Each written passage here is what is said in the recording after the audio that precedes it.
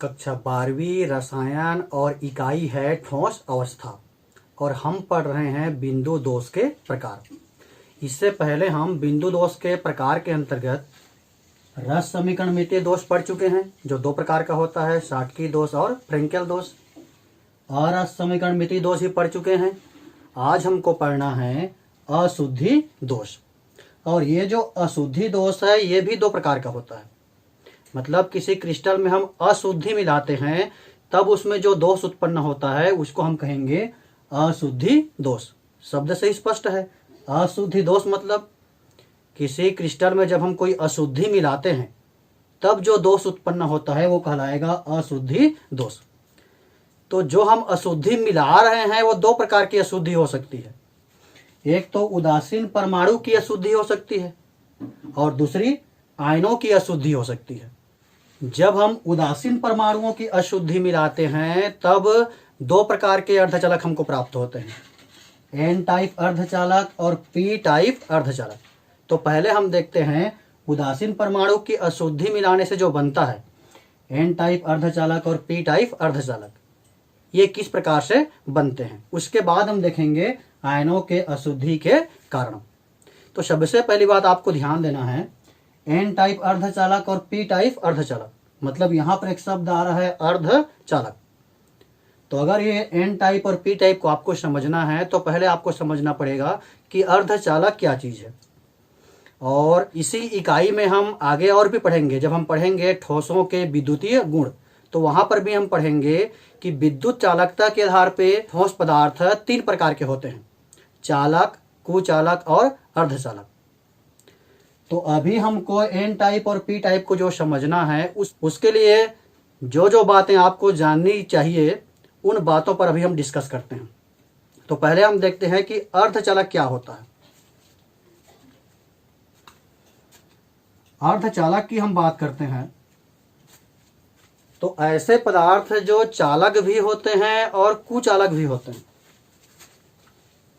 ये चालक भी होते हैं और कुचालक भी होते हैं।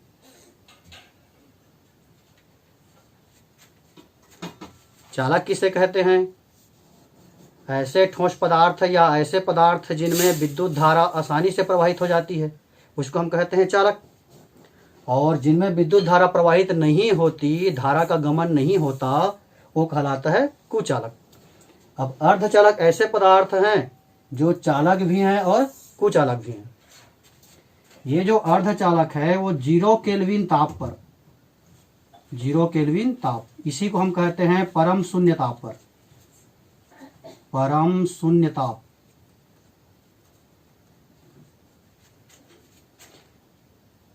अर्धचालक 0 केल्विन ताप पर या फिर परम शून्य ताप पर कुचालक होते हैं।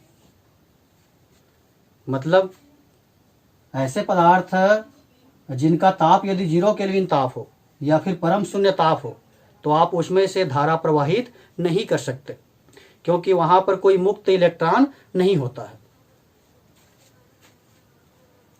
जैसे ही इसके तापमान को हम बढ़ाते हैं कमरे के ताप पर,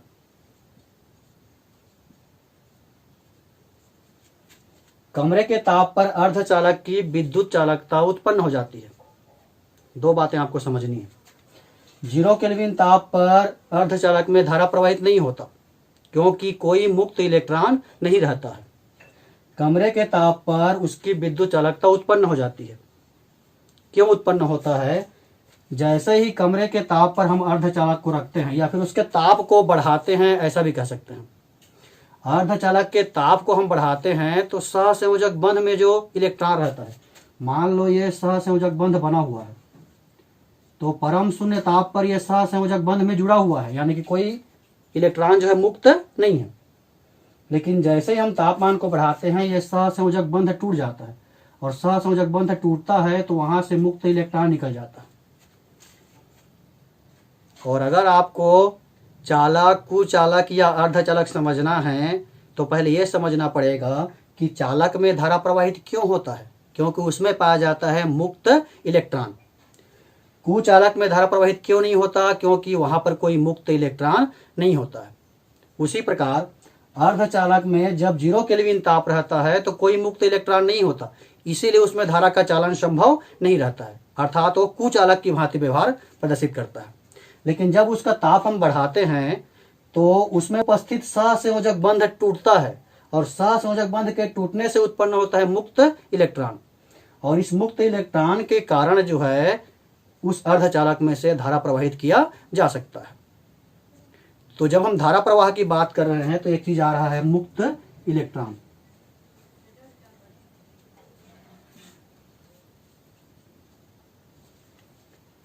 तो आपको क्या क्या बातें याद रखनी है। धारा प्रवाह तब हो सकता है जब मुक्त इलेक्ट्रॉन हो या फिर होल हो। अब ये होल क्या चीज है? होल, या इसी को हम कहते हैं बीवर। ये इलेक्ट्रॉन है। अगर यहां पर हम विद्युत क्षेत्र लगा दें तो ये इलेक्ट्रॉन जो है धन ध्रुव की ओर आकर्षित होगा। मान लो ये इलेक्ट्रॉन है और यहां पर हम विद्युत क्षेत्र लगा दिए, बैटरी लगा दी इस प्रकार से, तो ये इलेक्ट्रॉन क्या होगा? ये इलेक्ट्रॉन जो है बैटरी के धन ध्रुव की ओर आकर्षित होगा और जैसे ही अपनी जगह छोड़ेगा ये जगह जो है खाली हो जाएगा, रिक्त स्थान बन जाएगा। तो ये जो इलेक्ट्रॉन के जाने से जो रिक्त स्थान बना है, इलेक्ट्रॉन के जाने से जो रिक्त स्थान बना है उसी को हम कहते हैं होल या बीवर। मतलब हम ये कह सकते हैं कि किसी भी पदार्थ में धारा का प्रवाह कब होगा? जब उसमें या तो मुक्त इलेक्ट्रॉन होगा या फिर होल होगा। होल कैसे बन रहा है, समझ में आ रहा है? होल क्या चीज है?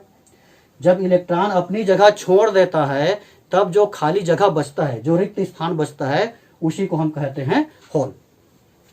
और हम जानते हैं कि इलेक्ट्रॉन में जो है ऋण आवेश होता है, नेगेटिव चार्ज N, इसी का संबंध ये N टाइप से है।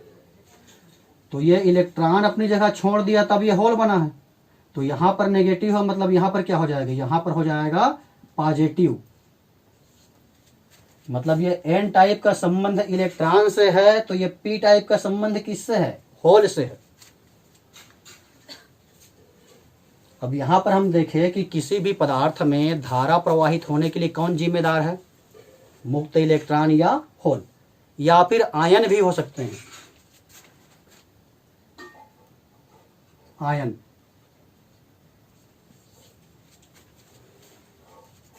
तो आपको तीन बातें याद रखनी है कि किसी भी पदार्थ में धारा प्रवाहित होने की जिम्मेदारी किस पर होती है या किसके कारण जो है धारा प्रवाहित होता है। तो सबसे पहला चीज तो है इलेक्ट्रॉन, मुक्त इलेक्ट्रॉन। केवल इलेक्ट्रॉन नहीं, इलेक्ट्रॉन तो सब में होता है, मुक्त इलेक्ट्रॉन। दूसरी बात होल, और तीसरी बात आयन। विद्युत अपघट्य पढ़े हो?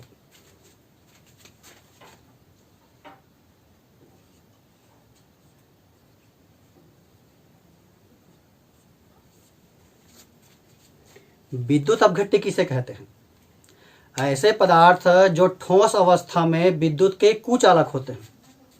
ऐसे पदार्थ जो ठोस अवस्था में विद्युत के कुचालक होते हैं, मतलब उसमें से धारा प्रवाहित नहीं किया जा सकता, लेकिन उसी को अगर पिघला दिया जाए, उसी को हम पिघला दें या उसका जलीय विलयन बना दें उसी पदार्थ का, तो वो विद्युत का सुचालक हो जाता है। मतलब लगभग अर्धचालक की तरह ही है। विद्युत अपघट्य कुचालक भी होता है और सुचालक भी। ठोस अवस्था में कुचालक होता है, लेकिन उसी को हम पिघला देते हैं या उसका जलीय विलयन बना देते हैं तो क्या बन जाता है? वो सुचालक। अब ऐसा क्यों हो रहा है? तो जैसे हम एग्जाम्पल लें सोडियम क्लोराइड का, नमक का, NaCl, ये नमक है। ठोस अवस्था में नमक में से धारा प्रवाहित नहीं हो सकता, लेकिन उसी को अगर हम जलीय विलयन बना दें, उसी का जलीय विलयन बना दें, तब क्या होगा? ये जो सोडियम क्लोराइड है ये टूट जाएगा Na+ आयन और Cl- आयन। अब यहां पर आयन आ गए, और आयन आ गए मतलब यहां से धारा प्रवाहित किया जा सकता है। कुल मिलाकर के किसी पदार्थ में धारा प्रवाहित कब हो सकता है? जब उसमें या तो मुक्त इलेक्ट्रॉन हो, या फिर होल हो, या फिर आयन हो। अभी हम जो दो प्रकार का अर्धचालक पढ़ेंगे, N टाइप अर्धचालक और P टाइप अर्धचालक। तो ये N का मतलब इलेक्ट्रॉन से है। इलेक्ट्रॉन में कौन सा आवेश होता है? माइनस ना, मतलब नेगेटिव चार्ज होता है, तो ये N का मतलब हो गया नेगेटिव। और ये P टाइप, P मतलब पॉजिटिव। इलेक्ट्रॉन जब अपनी जगह खाली किया, ऋण आवेश जब अपनी जगह खाली किया, तो वहां पर हम मानते हैं कि कौन सा आवेश आ गया, प्लस आवेश आ गया, पॉजिटिव आ गया। चलिए अब हम देखते हैं कि N टाइप अर्धचालक और P टाइप अर्धचालक कैसे बनते हैं। N टाइप अर्धचालक और P टाइप अर्धचालक को समझना है तो आपको आवर्त सारणी जाना पड़ेगा। आवर्त सारणी में कुल 18 समूह होते हैं, और अगर हम समूह 14 की बात करें, समूह 14 मतलब कार्बन परिवार, समूह 14 को हम कहते हैं कार्बन परिवार, क्योंकि इसका जो मुखिया होता है वो कार्बन होता है। कौन कौन से तत्व होते हैं? कार्बन, सिलिकॉन, जर्मेनियम, टीन और लेड। समूह 14 कार्बन परिवार में ये 5 तत्व होता है, कार्बन, सिलिकॉन, जर्मेनियम, टीन और लेड।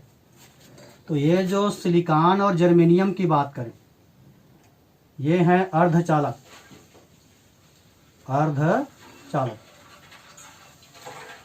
तात्विक अर्धचालक कहते हैं। आगे हम पढ़ेंगे अर्धचालक भी कई प्रकार के होते हैं। ये जो सिलिकॉन और जर्मेनियम है, ये क्या है? अर्धचालक है, तात्विक अर्धचालक। इनको हम चतुस्संयोजी भी कहते हैं, चतुस्संयोजी, चतुस्संयोजी परमाणु। क्यों कहते हैं चतुस्संयोजी परमाणु? तो इनमें से आप किसी का भी विन्यास कर लीजिए, जैसे हम सिलिकॉन का ही विन्यास करते हैं। सिलिकॉन का एटॉमिक नंबर ये होता है 14। 14 का विन्यास करोगे तो 2, 8 और 4। तो समूह 14 के आप किसी भी तत्व का विन्यास करो, उसके अंतिम कोश में 4 इलेक्ट्रॉन होंगे। ये जो अंतिम कोश है, अंतिम कोश, इसी को हम संयोजी कोश भी कहते हैं। अंतिम कोश को ही हम कहते हैं संयोजी कोश। मतलब समूह 14 के जो तत्व हैं उनमें कितने संयोजी इलेक्ट्रॉन होते हैं कहेंगे तो उनमें होते हैं 4 संयोजी इलेक्ट्रॉन। इस समूह 14 का जो तत्व है, चतुस्संयोजी परमाणु है, सिलिकॉन और जर्मेनियम, इसमें हम अशुद्धि मिलाते हैं समूह 13 का और समूह 15 का। तो आपको जानना पड़ेगा समूह 13 में कौन कौन से तत्व होते हैं और समूह 15 में। समूह 13 की हम बात करें, समूह 13 को हम कहते हैं बोरान परिवार।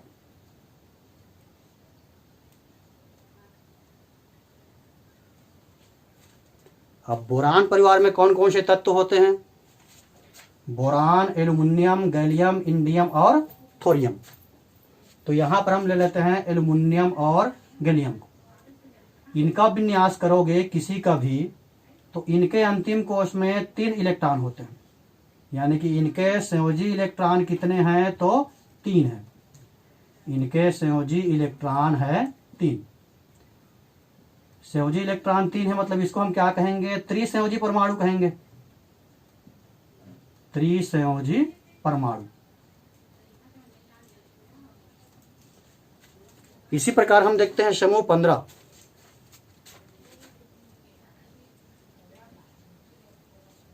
समूह 15 नाइट्रोजन परिवार होता है।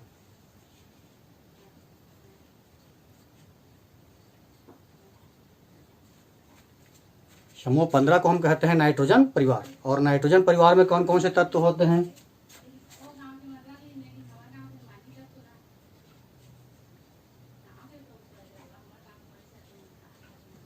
नाइट्रोजन, फास्फोरस, आर्सेनिक, एंटीमनी और बिस्मथ। तो अगर हम फास्फोरस, आर्सेनिक और एंटीमनी की बात करें, इन सब के समूह 15 के जितने भी तत्व हैं, सब के अंतिम कोश में कितने इलेक्ट्रॉन होंगे? तो यहां पर संयोजी इलेक्ट्रॉन होते हैं 5। संयोजी इलेक्ट्रॉन 5 होते हैं, मतलब इनको हम कहेंगे पंच संयोजी परमाणु। पंच संयोजी परमाणु। यहां तक समझ में आ गया? समूह 14 के जो तत्व हैं उनको हम कहेंगे चतुस्संयोजी परमाणु। समूह 15 के जो तत्व हैं उनको हम कहेंगे पंच संयोजी परमाणु। और समूह 13 के जो तत्व हैं उनको हम कहेंगे त्रिसंयोजी परमाणु। यानी कि समूह 14 के अंतिम कोष में 4 इलेक्ट्रॉन होते हैं, संयोजी इलेक्ट्रॉन। समूह 15 के अंतिम कोष में 5 संयोजी इलेक्ट्रॉन होते हैं और समूह 13 के अंतिम कोष में या संयोजी कोष में 3 संयोजी इलेक्ट्रॉन होते हैं। अब हमको करना क्या है, समूह 14 में हमको अशुद्धि मिलाना है समूह 13 की अशुद्धि या अल्प मात्रा मिलाना है।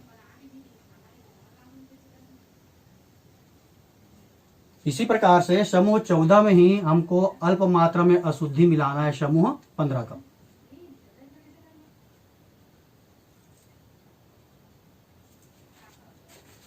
समूह 14 में हमको अशुद्धि किसकी मिलानी है, समूह 13 की अल्प मात्रा मिलाना है या फिर समूह 15 का।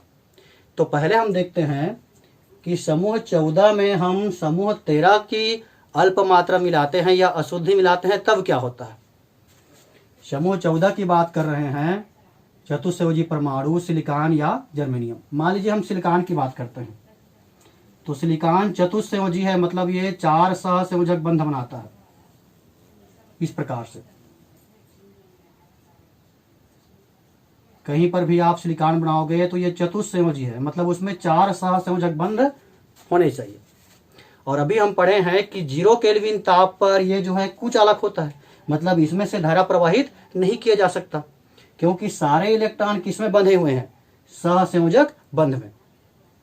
लेकिन इसका ताप अगर हम बढ़ा दें, कमरे के ताप पर क्या होता है, जैसे ही इसका ताप हम बढ़ाते हैं तो ये जो सहसंयोजक बंध है ये टूट जाता है, और ये सहसंयोजक बंध टूटेगा तो यहां से क्या निकलेगा, इलेक्ट्रॉन निकलेगा।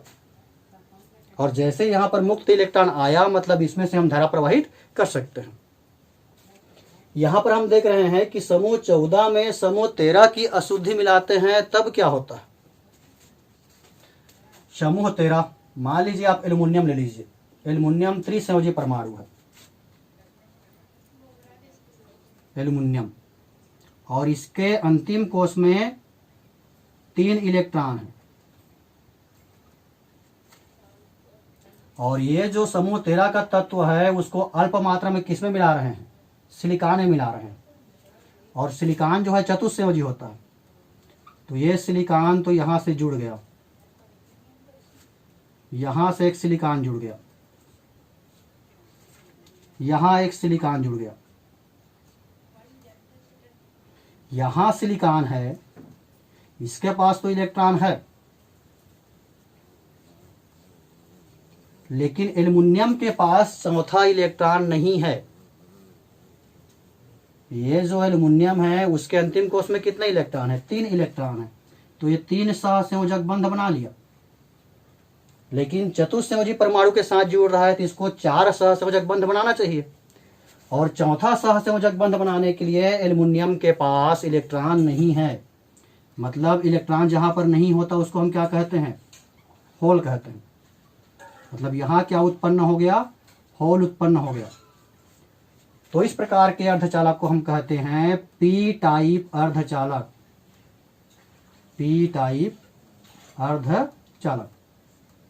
और इसमें जो बहुसंख्यक आवेश वाहक होता है, बहुसंख्यक आवेश वाहक, वो होता है होल। तो पी टाइप अर्धचालक किसे कहेंगे, पी टाइप अर्धचालक। अब हम परिभाषा की बात कर रहे हैं। पी टाइप अर्धचालक कब बना, जब हम समूह 14 के जो चतुस्संयोजी परमाणु है सिलिकॉन या जर्मेनियम, उसमें हम अशुद्धि किसकी मिलाए हैं, समूह 13 का जो त्रिसंयोजी परमाणु है जैसे एल्युमिनियम या गैलियम है, उसकी अशुद्धि मिलाए हैं, तो यहां पर होल उत्पन्न हो गया।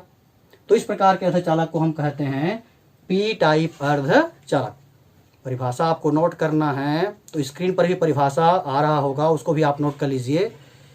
और एक बार हम फिर से परिभाषा बना के देखते हैं। जब समूह 14 के चतुस्संयोजी परमाणु सिलिकॉन या जर्मेनियम में समूह 13 के त्रिसंयोजी परमाणु एल्युमिनियम या गैलियम की अशुद्धि मिला दी जाती है, अल्प मात्रा मिला दी जाती है, तब जो अर्धचालक बनता है उसे पी टाइप अर्धचालक कहते हैं। क्यों कहते हैं पी टाइप अर्धचालक? क्योंकि इस प्रकार के अर्धचालक में अधिकता होती है होल की, और यहाँ पर धारा का प्रवाह किसके कारण होता है? तो होल के कारण होता है। ये तो हो गया समूह 14 में हम समूह 13 की अशुद्धि मिलाए तब। अब हम समूह 14 में समूह 15 की अशुद्धि मिलाएंगे। समूह 15 मतलब पंच संयोजी परमाणु। मान लो हम आर्सेनिक ले लिए, आर्सेनिक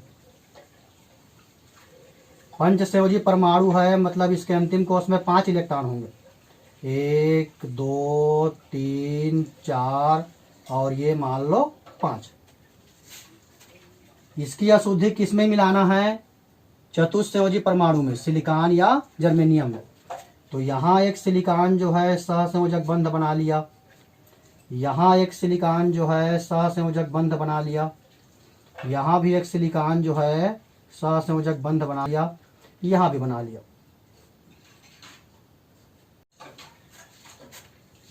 सिलिकॉन जो है 4 सहसंयोजक बंध क्यों बना रहा है? क्योंकि वो चतुस्संयोजी है, उसके अंतिम कोश में 4 संयोजी इलेक्ट्रॉन होते हैं।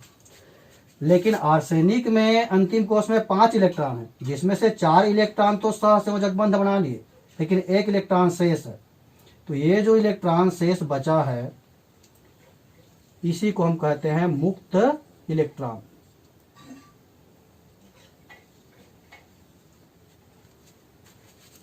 मतलब समूह 14 में हम समूह 15 की अशुद्धि मिलाए तो क्या हुआ? इलेक्ट्रॉन आधिक्य हो गया, इलेक्ट्रॉन, और इसमें जो चार्ज रहता है वो माइनस चार्ज होता है, नेगेटिव चार्ज होता है। इसीलिए इस प्रकार के अर्धचालक को हम कहते हैं एन टाइप अर्धचालक। एन टाइप अर्धचालक। एन मतलब नेगेटिव, और नेगेटिव मतलब जिसमें अधिकता किसका हो? इलेक्ट्रॉन का हो। मतलब यहां पर हम कह सकते हैं बहुसंख्यक आवेश वाहक कौन है? बहुसंख्यक आवेश वाहक है इलेक्ट्रॉन। तो एन टाइप अर्धचालक में आवेश वाहक इलेक्ट्रॉन होता है, बहुसंख्यक आवेश वाहक, और पी टाइप अर्धचालक में बहुसंख्यक आवेश वाहक होता है होल। अब ये जो एन टाइप अर्धचालक है उसकी परिभाषा कैसे बनेगी? जब समूह 14 के चतुस्संयोजी परमाणु सिलिकॉन या जर्मेनियम में समूह 15 के पंच संयोजी परमाणु आर्सेनिक या एंटीमनी की अशुद्धि मिला दी जाती है या इसकी अल्प मात्रा मिला दी जाती है, तब उस क्रिस्टल में इलेक्ट्रॉन की अधिकता हो जाती है। तो इस प्रकार के अर्धचालक को हम कहते हैं एन टाइप अर्धचालक। और फिर से मैं रिपीट कर रहा हूं, यही चीजें आपको फिजिक्स में भी पढ़नी है। सो ये मोस्ट इम्पॉर्टेंट है एग्जाम के व्यू से, चाहे वो केमिस्ट्री हो या फिर फिजिक्स हो। पी टाइप मतलब पी मतलब पॉजिटिव, और पॉजिटिव चार्ज किस में होता है? तो होल में होता है। मतलब ऐसा अर्धचालक जिसमें मुख्य आवेश वाहक होल होता है। एन टाइप अर्धचालक, एन का मतलब नेगेटिव है, और नेगेटिव चार्ज किस में होता है? इलेक्ट्रॉन में। तो ऐसा अर्धचालक जिसका मुख्य आवेश वाहक इलेक्ट्रॉन होता है। फिजिक्स में हम इसमें अंतर भी पढ़ेंगे, एन टाइप अर्धचालक और पी टाइप अर्धचालक में अंतर। तो एक अंतर तो यही हो गया, पी टाइप अर्धचालक में आवेश वाहक होल होता है, एन टाइप अर्धचालक में आवेश वाहक बहुसंख्यक आवेश वाहक इलेक्ट्रॉन होता है। पी टाइप अर्धचालक कब बनता है? जब हम समूह 14 का जो चतुस्संयोजी परमाणु है उसमें अशुद्धि किसकी मिलाते हैं? समूह 13 के त्रिसंयोजी परमाणु का। और एन टाइप अर्धचालक कब बनता है? जब समूह 14 में हम अशुद्धि मिलाते हैं समूह 15 के पंच संयोजी परमाणुओं की। तो ये हो गया एन टाइप अर्धचालक और पी टाइप अर्धचालक। अब हम देखेंगे अशुद्धि दोष का दूसरा प्रकार, आयनों की अशुद्धि के कारण। अब हम देखते हैं अशुद्धि दोष का दूसरा प्रकार, आयनों के अशुद्धि के कारण। ये जो क्रिस्टल जालक है ये सोडियम क्लोराइड का क्रिस्टल जालक है, शुद्ध सोडियम क्लोराइड का, शुद्ध सोडियम क्लोराइड का। शुद्ध सोडियम क्लोराइड का क्रिस्टल जालक है। क्यों बोल रहे हैं? क्योंकि अभी इसमें किसी प्रकार का दोष नहीं है। सोडियम प्लस आयन और Cl माइनस आयन अपने अपने नियमित जगह में व्यवस्थित हैं। ये जो सोडियम क्लोराइड है, इसमें अगर हम थोड़ी सी मात्रा में कैल्शियम क्लोराइड मिला दें। सोडियम क्लोराइड में हम क्या मिला रहे हैं? थोड़ी सी मात्रा में कैल्शियम क्लोराइड मिला रहे हैं।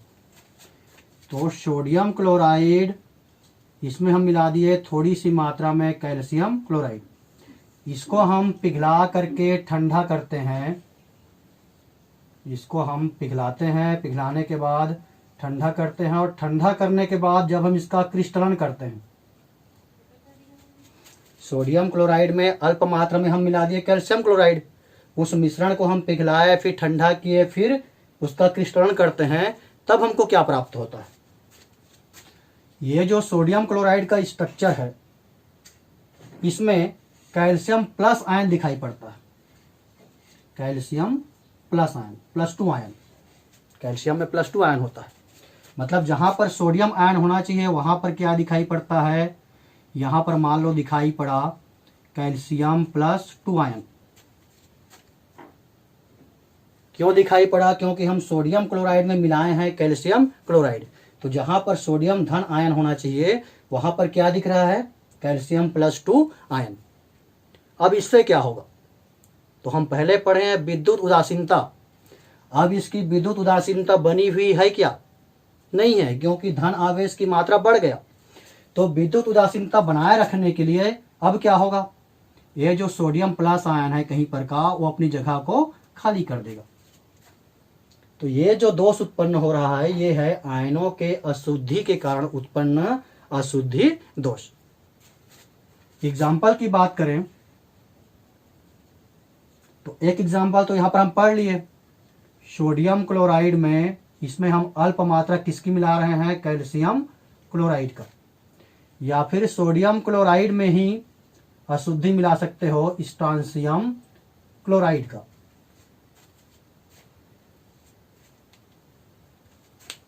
आयनों के अशुद्धि के कारण दोष क्यों उत्पन्न हो रहा है? क्लियर हो गया। क्योंकि जैसे हम किसी क्रिस्टल में कोई दूसरा पदार्थ हम थोड़ी सी मात्रा में मिलाते हैं, तो पहले पदार्थ का जो धन आयन है वो विस्थापित हो जाता है दूसरे पदार्थ के धन आयन के द्वारा। और विद्युत उदासीनता बनाए रखने के लिए पहले पदार्थ का जो धन आयन है वो अपने स्थान से रिक्त हो जाता है। अभी इससे पहले हम पढ़ रहे थे एन टाइप अर्धचालक और पी टाइप अर्धचालक। तो उसमें एक चीज छूट गया था, बहुत इंपॉर्टेंट चीज है, डोपिंग। डोपिंग क्या है?